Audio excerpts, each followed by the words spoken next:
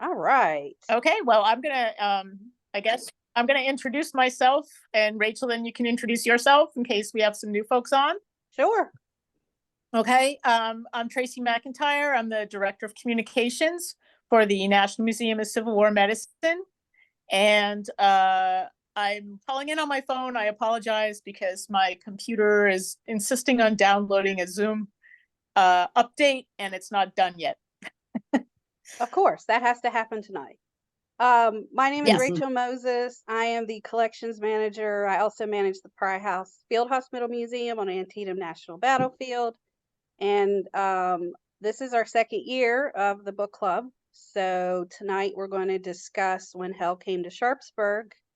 And Tracy, I want to get your thoughts real quick and then we can open it up. Okay, my thoughts real quick. I think it's an excellent source of knowledge for anybody that is studying the Battle of Antietam, because the civilian experience is often overlooked. I know when I'm doing tours at Antietam, I always try and include the civilian experience, but a lot of the books out there, they just cover the military aspect of it and the movement of the troops and stuff, and a lot of people don't think about what happened after everybody left and the civilians are left to deal with the devastation. So I think it's an excellent book, resource book for anybody that's looking for that sort of information. Yeah, I agree. Being at the Pry House, of course, that was a family's home who was taken over by the Union Army. They lost everything because of that, and they had to move to Tennessee, so they weren't able to financially recover. And this book is definitely going to shape how I do my tours out there. So if we can go ahead and open up the floor to anybody who'd like to share their thoughts.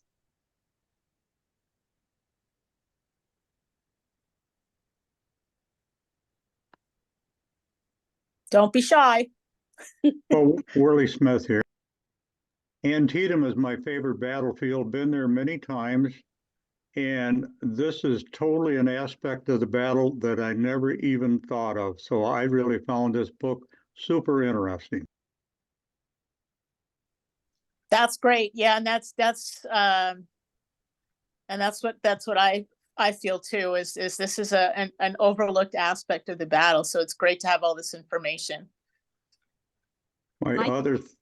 My other thought is that regarding the government and the slowness or non-payment of bills, if you would, it doesn't sound like the government has changed much. No, I don't think it has, sadly. I found it really interesting, this book, and I will look at Sharpsburg in a totally different way than I've ever looked at it before. And I've been there many, many times. I've been to the battlefield many times. But having the personal stories of some of these people and what they lost, not only physically their possessions, but emotionally, these people were affected for the rest of their lives. It was very overwhelming to me to read all this detail. And I'd like to ask the author how he decided to do this book, because it has so much detail and so many aspects of the war that nobody's ever talked about. I thought it was wonderful. Great. Well, you will get a chance to ask him as soon as he signs on.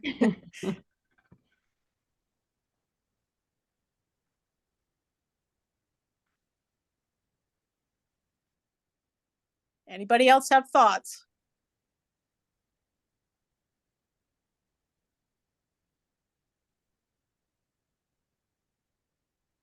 This is Rob Stevens.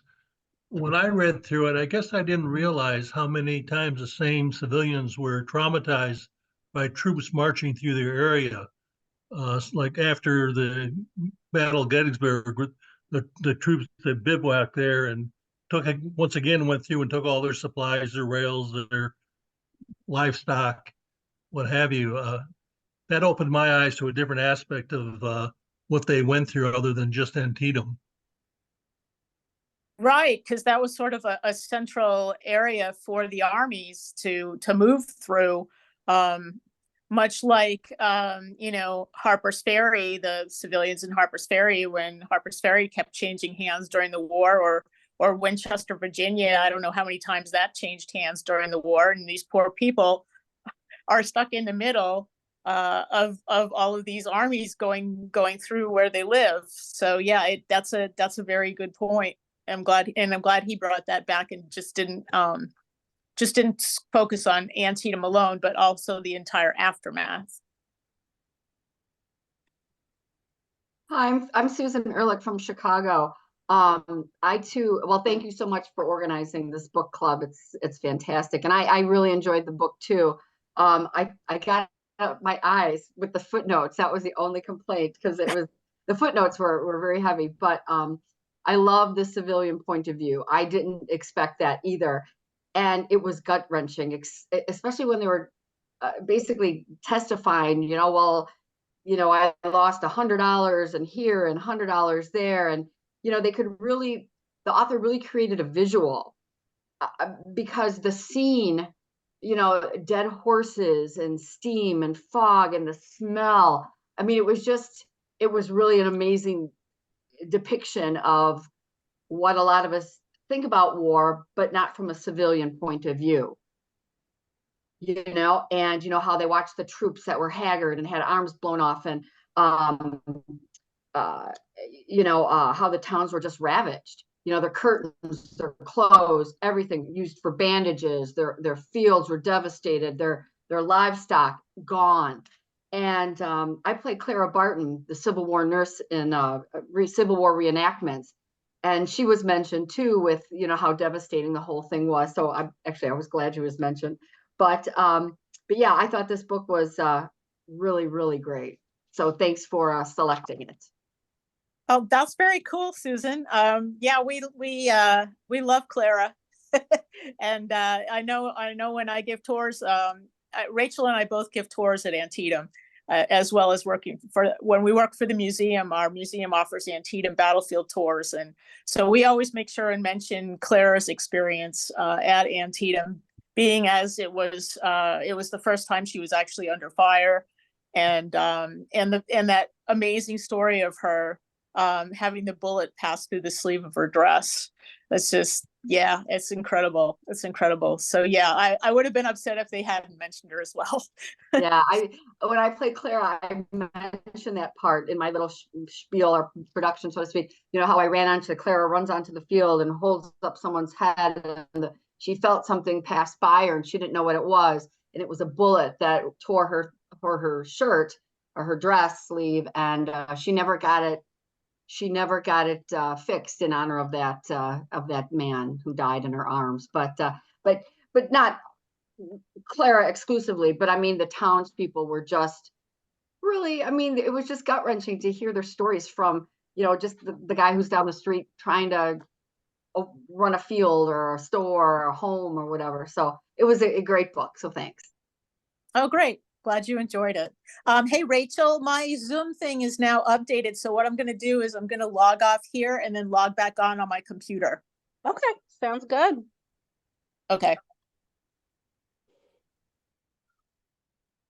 One thing I was surprised by, and I never thought about this, and I'm not really sure why, was how they kept being inconvenienced, retaken over by the army, like during Gettysburg. Okay, then they're taken over again. Like they just couldn't quite get recovered, which I thought was really, really sad. And that's why a lot of people, like the Pry family, had to move. They just couldn't recover from that.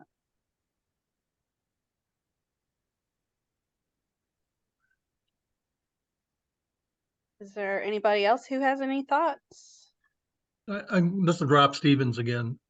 Another thought that I had was I didn't realize after the battle what people lost by way of all their clothing, their blankets, for wound supplies, Yeah. ribbons, whatever, being just all used up, and left the people, their beds were stolen so they'd have a place to lay the injured soldiers. And I didn't think about that. I mean, they said they confiscated all their bowls and things as bedpans and so on and so forth. I guess that just really surprised me. I expected the loss of their rails. I've heard those stories. I've heard about losing their horses and losing their pigs and their goats and what have you. But I didn't realize everything in their household, all their clothing would be taken. According to the book, there were Yeah. several families that had no clothing but what they had on their backs by the time the soldiers came through and confiscated things. Yeah, they were literally left with nothing. It was very well, how the book ended, the one citizen said he didn't want to see war. He would rather see a fire than war.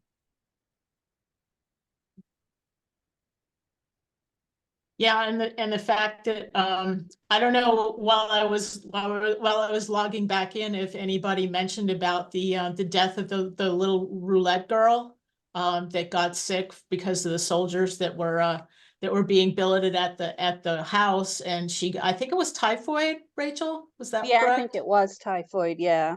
That she died from typhoid fever. So I mean, Mm. there's an indirect death due to the battle. And it was a little girl. I think she was 3. Yeah, she was pretty young.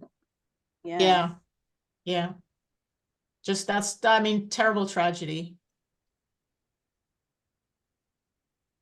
Yeah, I'm afraid I didn't get to finish the book. I got sick last week, but I think one of the things that struck me is I biked the C&O Canal, and so I never, I knew that the Civil War had taken place along that whole canal, but I was not, I guess, aware that it was part of the supply lines for both, before and during the war. And then so when he talked about that, that they damaged the canal and had to be re-engineered and stuff afterwards, so it wasn't even the short term, it was a very long term issue for them, I imagine, to get supplies, brought back into the town. So, I just found that sort of interesting because I had some hands-on. I'm from Michigan, so that's the only time I've really been out that way. So that was interesting to me. Oh, I'm glad you joined us from Michigan. That's great. Yeah. I know that during the war, the Confederates actually blew up some of the locks on the C&O Canal, and the supplies to Harper's Ferry were cut off, and they exclusively had to use the railroad instead. And that was something that when we were talking about when our museum was doing some research about Harper's Ferry and the wounded there, we were wondering, was the canal used to transport the wounded out and back to Washington, D.C.? And for the majority of the time, the canal was not in use because it was always being damaged by one army or the other. Yeah. And so most of the time, the wounded were sent out by train. Well, Worley again, in the Sharpsburg area, I think it mentioned in there too, that after the battle, the canal men that used horses or mules to pull the canal boats, they lost all their horses and mules. So even if the canal hadn't been damaged or the Yeah. boats hadn't been burned, they had no way to pull their boats. Yeah. Oh, good point. Yes. Yeah. I mean, it was just another supply line that was, devastated. I know I read at one point where the railroad had been damaged, and so they were having trouble getting into Sharpsburg, and then of course, that tied in long-term wise with all the issues with the horses being taken and the mules and whatever carts and wagons and all their other supplies, but things couldn't be brought in either to replace the losses Right. or to resupply the quartermaster and the battle groups. So This is Cindy again, and I wondered if anybody in the group here, have you done any reading about how maybe they went after the Confederate government for reimbursement? Does anybody know whether any of the citizens of Sharpsburg tried to go to the old Confederacy to get reimbursement for their damages? Yes, the Muma family, their farm was burned, burned almost totally to the ground. I think the only thing left standing was their spring house. During the battle, the Confederates didn't want the Muma farmhouse and barn to be used as a sharpshooter nest. They were afraid that, you know, the Union soldiers would get in there and the sharpshooters would get in there. So they burned everything down.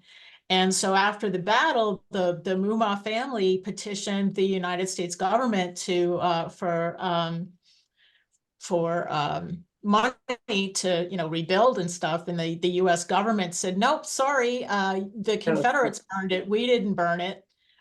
So you have to apply to the Confederate government. And of course, you know, you can't, how do you apply to the Confederate government? They don't have any money anyway.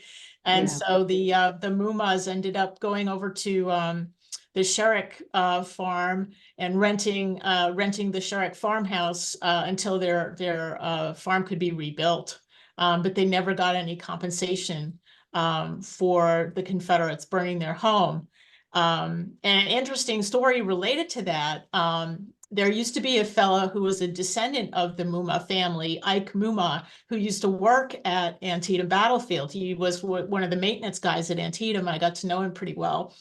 And he said years later after the battle, a Confederate soldier was feeling guilty about burning the house, and he sent a letter to the town of Sharpsburg saying, you know, to whoever owned the house that was burned during the battle. And it was a letter of apology saying, you know, I'm really sorry. And come to find out that the postmaster of Sharpsburg was a Muma. So the postmaster got the letter and opened it up, and there was the apology from the Confederate, which I thought was kind of neat. Yeah. That story sounds familiar. Was that in the book too? I Maybe don't I don't Maybe think it it might- was. I don't know. I just know that was a story that Ike used to tell, which I thought was really fascinating. Somebody Yeah. might have written it down somewhere. Okay. Well, think about it. Half the soldiers were from small farms and they know how hard they worked. And, you know, they're asking for $42 because they destroyed their seeds or whatever. And it just sounds so petty, but it's not. It's their whole life. And, you know, with that letter, that I would think that a lot of the soldiers would probably, well, I'm speaking for them, but, you know, they might have felt really lousy about just taking and burning and, you know, and I was thinking about that. I'm like, God, that's so mean. It's, you know, but war is war. And I guess they were just so enthralled with it, in it. They just it was all, you know, just whatever you had to do to survive, no matter what, you know, and Right. and the townspeople, can you imagine the fear? I mean, I live in a high rise, and sometimes when there's thunder, I'm like, oh my God, you know, I mean, I can only imagine what it would be like. And, you know, I mean, two armies coming at you, and they're going back and forth and back and forth. And these poor people, it was relentless. And I really felt badly for them. But yeah, and I'm sure some of the soldiers probably felt bad too. But that's a cool thing though about the letter. That's neat. Mhm. Yeah, and there's another story about a Union soldier who actually took the Bible from the Dunker Church. He took it as a souvenir, and then years later he sent it back. And actually, Antietam National Battlefield, I don't know if they show it in their museum anymore because they just redid their museum, but they used to show it in their museum, the Dunker Church Bible. That's really cool. I've been watching some like YouTube things on Antietam as well. And the Dunker Church group, they were saying that it's named Dunker because it was like some type of a religion, a German or something, where to baptize, they would dunk them all in. And I'm like, oh, so it's like the Dunker. So I just thought that was kind of funny the way it stuck. Yeah, that's exactly right. It was a German Brethren sect, and they believed in full immersion baptism. So they were dunking. I think one of the things that I found really moving was when he talked about that even though people were, say, very strong Unionists or very strong Confederacy, that even though the soldiers from the opposing groups were within their homes, that they took them in and, you know, they cared for them and put aside their differences, which was a nice balance to like what I'm reading right now, where, you know, after the battle, where all the people are coming in, you know, seeking souvenirs, and they're, oh, what's the word I'm looking for, where they're overcharging for everything. And, you know, so there's that balance of people's, you know, the good in people versus all the, you know, bringing out people's worst. So, you know, that was nice, a nice balance for that. Mhm. Something that caught my eye was the idea that Sharpsburg had, I think, fewer than 1,000 population. And after the battle, and when McClellan was building his troops up again, he had 72,000 men there in that area. That was crazy. And the whole city of Washington, D.C. only had 61,000, according to the author. And I just found it fascinating that you could stick that many people in a small rural community with no infrastructure for it at all, no water, no sewers, no anything. And it's a small wonder they even survived with the disease and everything else. It was hard to comprehend that many men until you heard how big Washington was. And that was fewer men or people in Washington than the army that was actually stationed at Sharpsburg. Right, and you think too of all the horses that went along with them, and the food that the horses are requiring, and the water that the horses are requiring, and the amount of waste that the horses are producing. Yep. On top of all the soldiers. And they're all shallow wells, so a Mhm. lot of that stuff is just running right back with rainwater or whatever into their wells.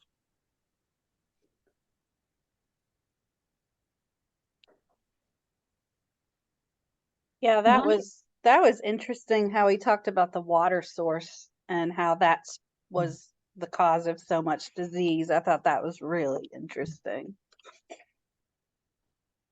I was also impressed with the research he did on trying to look at the number of the types of illnesses they had prior to the battle and the nature of illnesses in the couple of years afterwards, and how those numbers just exploded. Yeah, I agree. I thought that was a very, very thorough way of investigating it, to look at the before and after when it came to the diseases, because that just truly does show the impact of that many people and that many animals crammed into this small community. And you know, the fact that a lot of these diseases they hadn't been exposed to before. You know, the rural communities didn't have the immunity that sometimes people in the cities get, and you know, all these soldiers are passing through, and you know, they have all these diseases and passing them around. Absolutely. One picture in my head that really stood out was how when people died, they just laid where they were, and then people came and buried them. And the book talked and gave stories about how the farmers for many years afterwards were, you know, plowing up, you know, graves and things like that. Does anybody know whether they feel that they've gotten everybody, or are there still places where people are buried that they haven't found yet? They definitely have not gotten everyone. And as a matter of fact, there's a really interesting story about, I don't know, was it like 15 years ago, Rachel? Think about the guy in the cornfield. I think it was about then, yeah. Yeah, about 15 years Yeah. ago, there was a fellow who was walking through the cornfield area of the battlefield, and he passed by a groundhog hole, and there were some bones around the entrance to the groundhog hole. Oh, wow. And he recognized that the fellow recognized that they were human bones. I guess he was a medical guy. And so he went to the visitor center and he said, you know, there's some human bones out there. And of course they have to call the police and rope it off and make sure it's not a murder scene and all of that. And they called the archaeologists in and they found the body of a Union soldier. That this groundhog, in digging his burrow, had unearthed the bones. And the reason that this soldier had not been found before this is he was buried next to a rock outcropping, so that every time that the farmer was plowing his field, he made a wide berth around the rock outcropping and thus made a wide berth around the guy's grave. So it took the groundhog digging his little hole to bring up these bones, and they found a row of buttons. They were New York State buttons. They found part of a jawbone, and that's how they could tell he was about 16 or 17 years old. So it was a New York soldier, 16 or 17. But that's all they could find out. I mean, there were so many New York soldiers in that particular area of the battlefield that there's no way they could put a name to this guy. But the National Guard sent a unit down from Saratoga, New York, to bring his remains back up there to the National Cemetery. So he's buried up there at the National Cemetery. They wanted to bring him home. So it was a very moving ceremony. Thanks for that additional information. That's very interesting. Yeah. Amazing story. I have a question. Like I said, I wasn't able to finish the book, but they talked about the attacks on their property and their belongings and stuff. But is there a point where the people attacked at all by, where was there, I hate to say it, like rapes or anything else where you have all these young men and vulnerable women and various things? Was there like other kind of crime? Is that documented at all? I haven't read of anything. Rachel, have you? No, I haven't. No. That's good. No, we do have the author. He's in the waiting room. Okay. I'm going to go ahead and let him in. And Tracy, I forgot to bring my copy, so I've got his biography here. I'll give a brief introduction if you want to let him in. yeah, I'm gonna go ahead and And let him. So. Okay, I'll give the brief introduction here. Okay, So thank you. Stephen Cowie. Thank you. Okay, sure. Okay, so Stephen Cowie earned a degree from California State University in Long Beach. As part of the Los Angeles film industry, he penned spec screenplays and sold his award-winning short film to the Sundance Channel. He is a lifelong student of the Civil War. He's dedicated 15 years to exclusively researching the Battle of Antietam, and When Hell Came to Sharpsburg is his very first book. Tracy. So welcome to Mr. Cowie. Thank you for that introduction, Tracy. And before I dive into taking questions, I do want to thank you and Rachel for selecting When Hell Came to Sharpsburg. I know you all only choose a handful of books every year to feature in your book club. So I feel honored that When Hell Came to Sharpsburg was chosen. So thank you. Oh, well, thank you for doing all of this amazing research. Sure thing. Yeah, I'll be happy to take any questions. And I do want to especially thank everyone who took the time to read it. It's not an easy, it's not an easy volume of work to weed through. So for everyone who did take the time to read it and is willing to participate in this discussion, I can't thank you all enough. It means a lot to share my research with others. Great. So we had somebody that had a question earlier that they wanted to ask you. I can't remember who that was. It was me. Oh, Cindy. Okay, go ahead. Yeah, Mr. Cowie, I was like blown away with the research and the documentation and all the bibliography that you went through in order to write this book. And so my question to you is, what drove you to do this? How did you get inspired to do this story that no one knows anything about? Cindy, thank you. That's very complimentary. If I were to say that I knew what this book was going to be about when I first took on this project, which was, oh boy, I can't remember the year, but it was a total of 15 years to research and 3 years to write. But it happened in stages. So when I first started it, I didn't know what it was going to become. I just knew that I wanted to do something to preserve the stories and these accounts of civilians. So I think it was that service, that whole purpose of mission, that I was doing this for others instead of some ego gratifying thing that maybe I had been pursuing when I was working in Los Angeles trying to sell screenplays. Totally different thing. And I think because I was willing to do this, I wanted to do it properly because history and nonfiction was a first for me.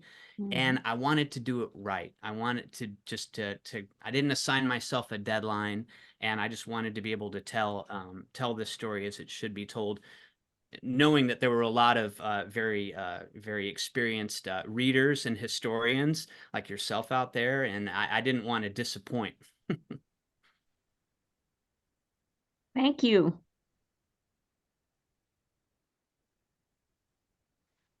Okay, we have a question here from Larry. He says, would you talk about the length of time that the government took to field these requests for repayment and the laws that were passed? Absolutely. It actually started shortly after the battle. There was a process that was called the Military Boards of Survey. And originally, this was all done by Army Corps, who had remained in the Sharpsburg area afterwards. And what the farmers didn't realize at the time is, even though they were able to obtain this board of maybe 3 federal officers to go and survey their farms and issue their recommended payments, the farmers were disappointed to learn that the cash payments were not going to be doled out on site right then and there. Everything had to be authorized through the War Department. So everyone who was hoping to be repaid promptly at the full value of their losses were sorely disappointed, because the investigations did not begin in earnest until the mid-1870s for these people.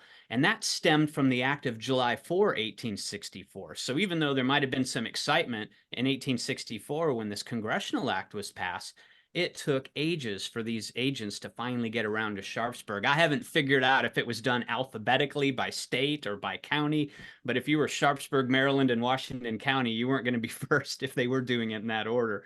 But what happened was, if you didn't get your full payment for the 4th of July claims, and rarely did anybody receive full payment, you could refile in later acts that were passed in 1883 and 1887. But it was astonishing how late these cases just extended into the 1900s. And I'd mentioned it in the book. The final cases that I reviewed were closed, relating to Antietam, were closed in the year 1915, and that was 53 years after the battle.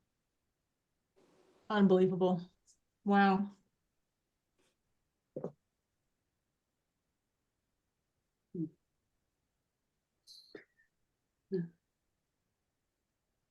So anybody have any questions? Questions. There's a bunch of people out there, I know. Oh, Dr. Lett. This I is think Rob you're on mute. Stevens.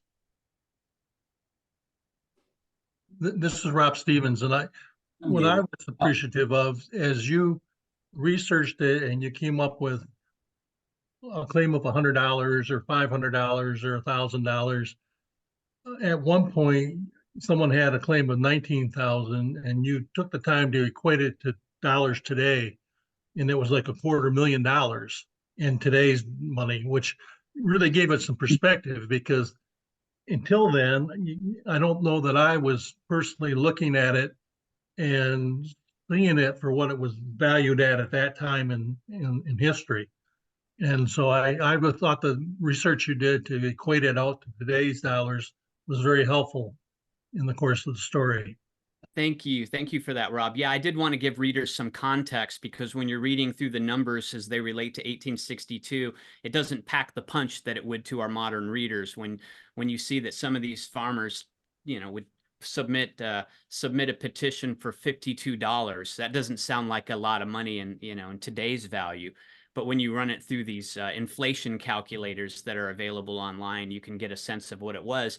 But to even put that into more perspective, there was one particular claim, I think it might have been for only $82, but it was noted by one of the officers who investigated it that it was the property constituted everything that this tenant farmer owned. So $82 doesn't sound like a lot. It was everything to this family. Yeah, that was helpful. I was very appreciative of that additional information. Thank you. I think one of the things I found hard was that absolutely everything would be taken from people. Like, they would have had to know that people would need, to feed through the coming winter, and that they would need their crocks to ferment their food and to store their honey and to store the lard and make butter. But, every item was taken and people were left with absolutely nothing, which I found was very sad, I guess, because it wasn't even just a short term. This was, a long-term devastation for the people. So. Yes, and it does come across when you're reading it. When you're reading the claims, it comes across. I'm not gonna, I won't try to water it down. It comes across as very callous, on the military's part, to leave these people with nothing. And we don't know the conversations that were had. If there was a lot of reassurance going on by the soldiers and begging by the civilians, like, please leave us at least one quilt for the children. Those accounts I couldn't find of anything where there might have been some kind of behind the scenes negotiation saying, I know you all need this for the hospitals, but please leave us with something. But I'm certain those conversations had to have existed. But it is devastating. Not only that it was leading right into the winter, that these people were losing like all their firewood and their clothing and their carpets, and then carpeting and shoes. And it's astonishing that more people did not succumb to illness during the disease outbreak, given that when you're factoring in the lack of clothing, the lack of food, we can only imagine what that would have done to people's immune systems, given all the stress that they had already been through. Yeah. Right. We have another question from Larry. He says, would you talk about the proof that was needed for each claim and the inability to prove because they didn't know who they dealt with during the battle? Absolutely. This was something that was extremely difficult for the petitioners to prove, because if you were coming in under the Act of July 4th, for example, in which the Quartermaster Department dispatched special agents into the field to personally investigate the claims and interview the witnesses, or if it were the later acts where United States attorneys went to the Sharpsburg area to do the same, they were expecting you as the claimant to have full information about which officers took your items and to prove that everything was taken under proper authority. So if it was just some foraging soldiers that took a bunch of chickens and ran off, and you didn't have the name of an officer that gave them the permission to do it, they were going to look at this as an item that would probably be rejected unless you had a certified receipt. And the Army considered those also to be certified vouchers. And General McClellan issued a circular earlier in the Maryland campaign requiring all of his quartermasters to furnish these documents to the civilians, especially for any forage that was taken to feed the Army animals. And that was just astonishing to me that I could not find these receipts in the claims. And internally, you could see the correspondence between the Quartermaster's Department, the War Department, and the third auditor of the Treasury. All those Treasury clerks searched countless returns of federal officers for quarters 3 and 4 in 1862, trying to find matching names of claimants for anything that was taken. They found zilch, with the exception of one receipt out of all the 250 claims that I reviewed. So there was a lot that you had to go through, and it was. I could talk for hours on all the requirements. Even if you could name officers who took the items, the officers the War Department would contact the officers and get their side of the story. And, you know, if you're put on the spot as an officer to say, why didn't you issue these people receipts? A lot of times these officers would just flat out say, I don't remember this claimant at all. And maybe they didn't. But what you had was a lot of rejection by the federal officers who were contacted in the 1870s and 1880s. And even if you had a certified receipt, the War Department would take that paper, and it would actually go through all the returns of the officer who signed the receipt to make sure that the signature matched. And that Oh, was to wow. rule out any possibility that the claimants would have forged this particular piece of paper. You can imagine how much time that took as well. It just further extended the time that you might get paid something, if anything. So it's astonishing that anybody received anything at all. Wow. Dr. Lett has a question.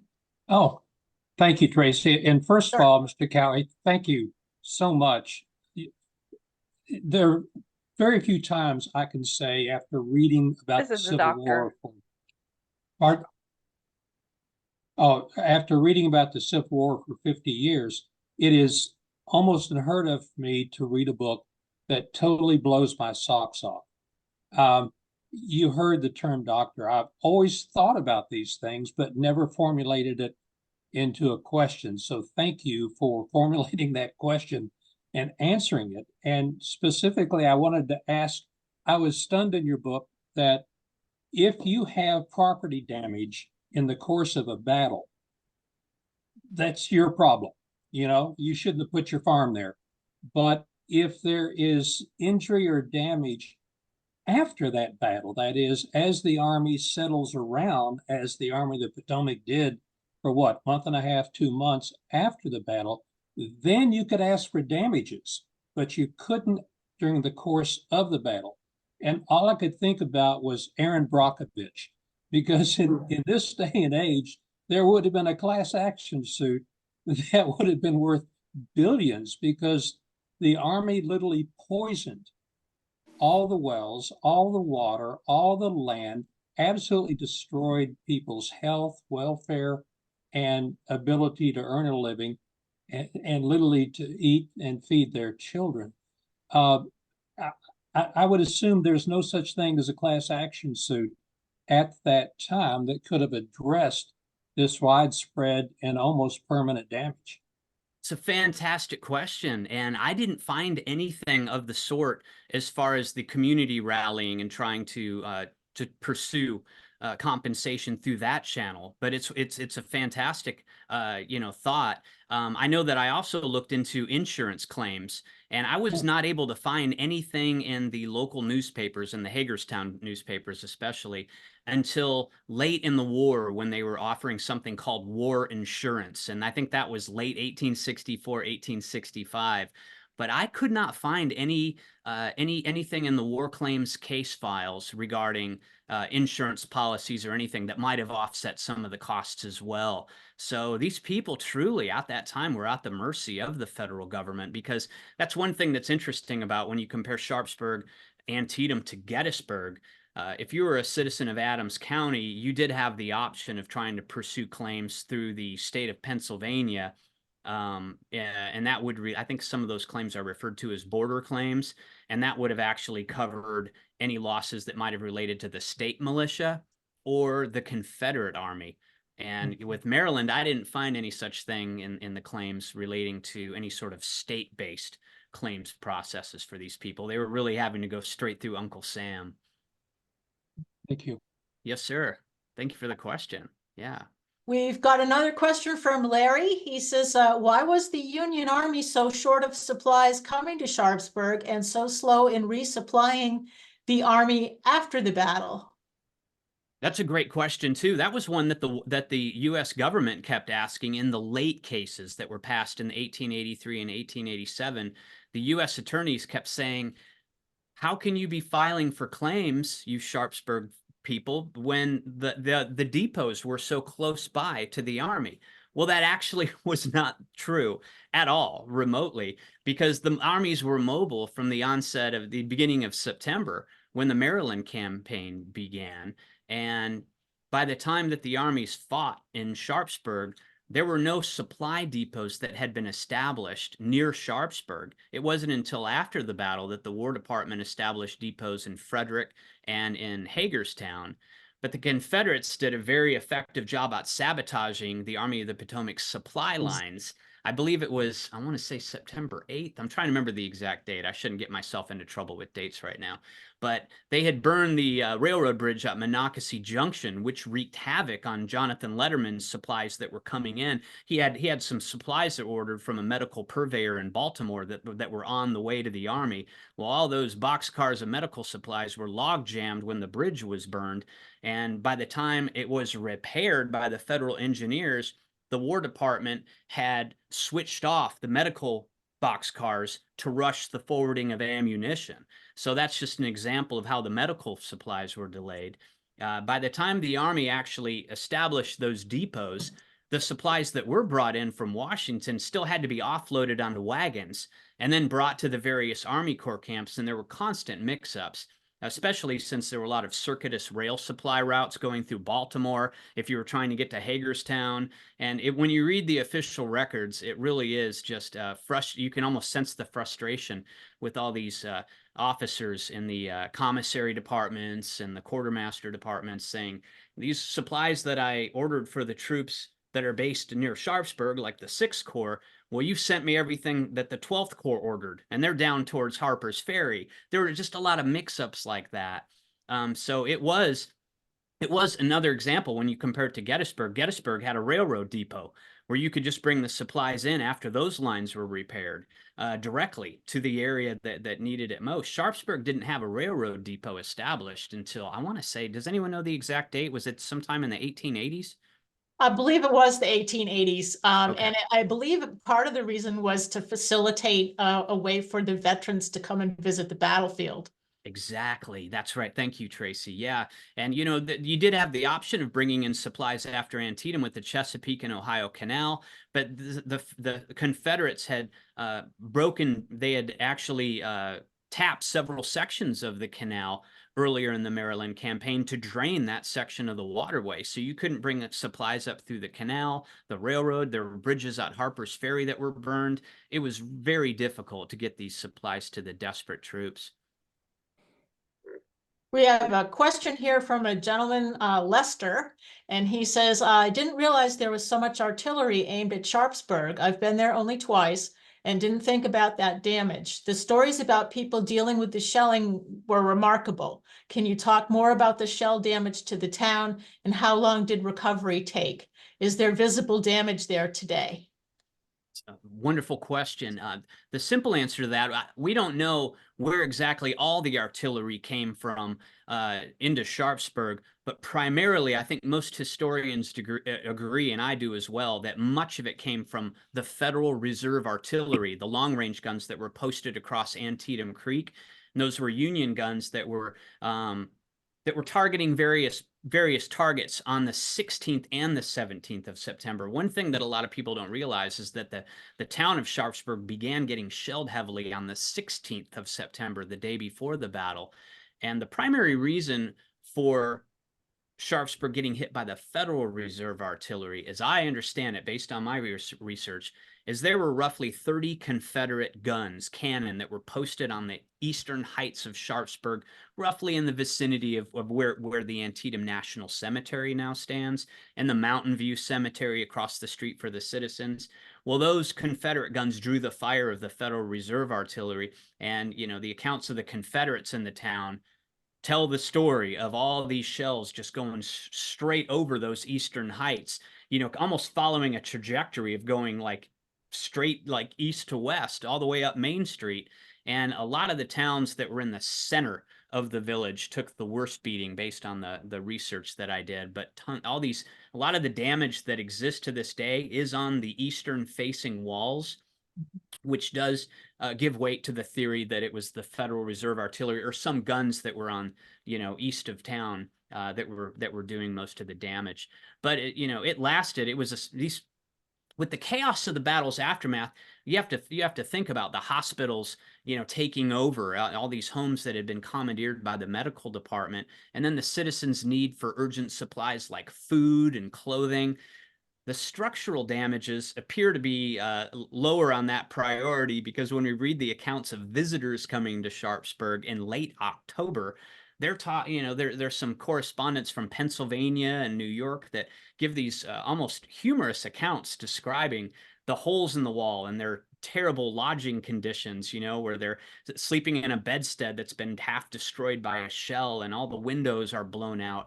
The way they write it's kind of witty, but it really is tragic when we think about people had to live in these circumstances as those temperatures kept getting colder and colder throughout October and November.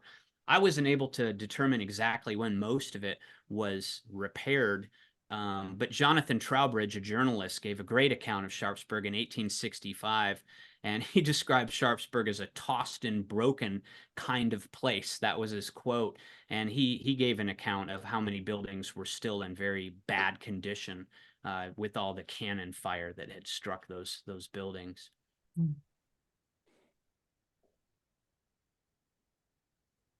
It did seem like, from what I read, it almost sounded like the houses were ruined from, the surgical procedures that, the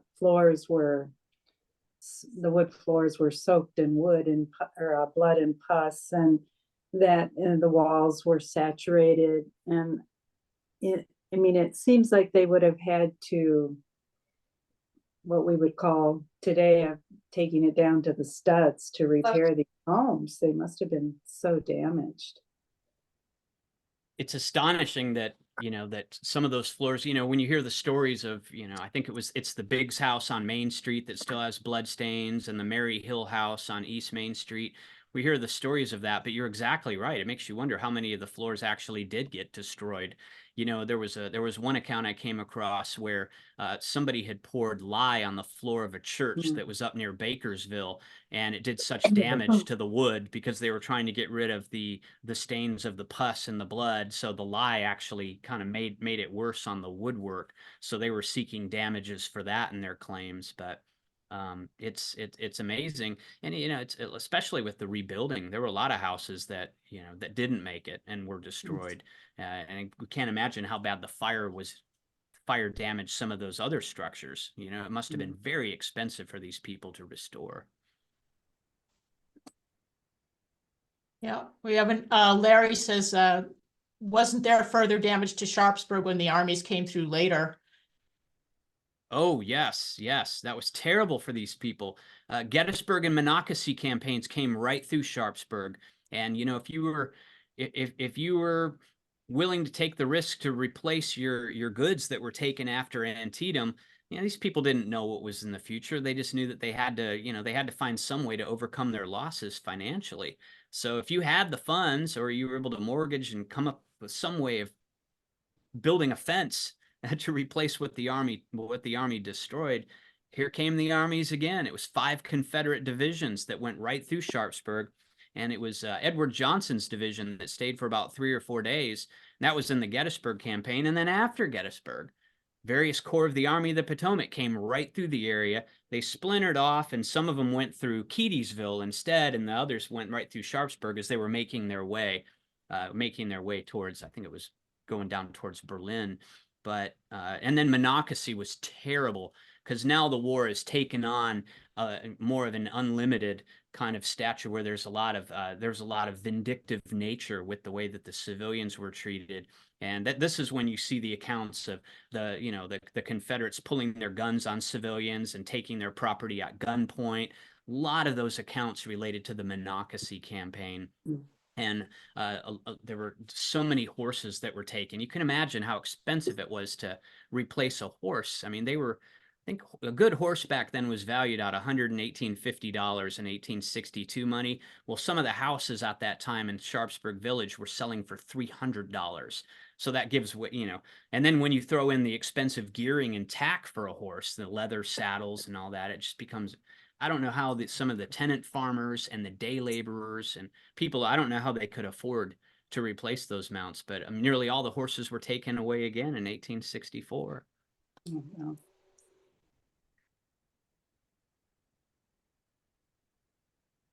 Well, it looks like we're running out of time. We have about 4 more minutes. Any final thoughts from anybody?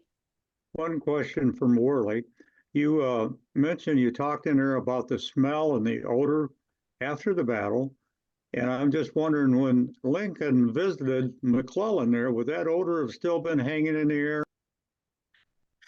I searched far and wide, Mr. Smith, try to find some accounts regarding Abraham Lincoln's reaction to seeing Sharpsburg in such a terrible condition. But absolutely, there were correspondents that were coming into Sharpsburg in mid to late October, which was well after President Lincoln's visit, who were complaining about the horrible stench because the horses were not completely destroyed after the battle, even though some soldiers and farmers tried to set fire to them. There were a lot of carcasses that were just left to, just to decompose on their own, and the smell was horrible by then. And we don't know. I wasn't able to find any accounts, and I hope that they kind of manifest in the future, and we're able to find out Lincoln's thoughts, because it had to have been horrible to see all the bones all over the battlefield, with graves that had been disturbed, and just the burned farmsteads, the fencing that had been taken. It had to have just been absolutely astonishing for any visitor to that area to see a community so ravaged by war. We have one last question from James Lett. What percentage of the population of Sharpsburg simply left the town? I can't, unfortunately, I wasn't able to put an exact figure on that, Mr. Lett, but and that's because a lot of people left for what I consider opportunities out west, rather than just because they were financially ruined. It was hard to kind of determine like which people left because, like, the Pry family, for example, or the newcomers, or it was Esther Stonebreaker Canode who went bankrupt afterwards. She was the wife of a tenant farmer, and she had to move to Illinois. We know those were directly related to Antietam and losses, but there were so many others, especially the children and the grandchildren of these people, especially the battlefield farmers, like the Moomaw children, the children of David R. Miller, the Blackfords. A lot of them ended up in the same community in California just to start over. So I wish I could give you a more definitive answer. I apologize for that. Cindy Dalton says, thank you for putting the time in to do the research, and your resulting book was extraordinary. And I would second that. Yeah.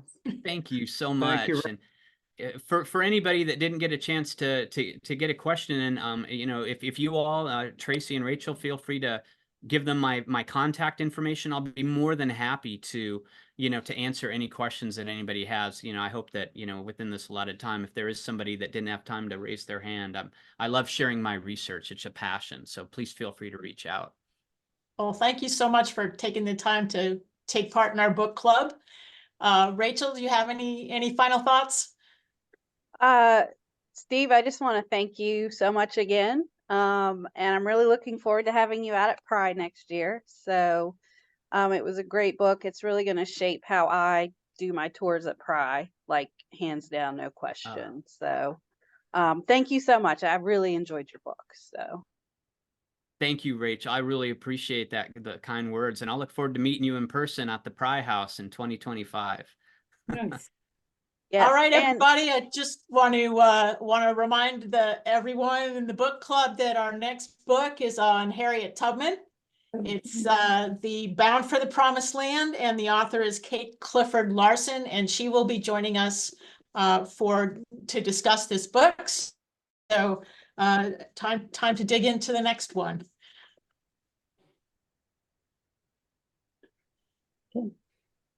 Thank you, Lester. Lester said this was my first book club meeting, and it was excellent. So thank you, Lester, for joining us, and thank you, everybody, for joining us.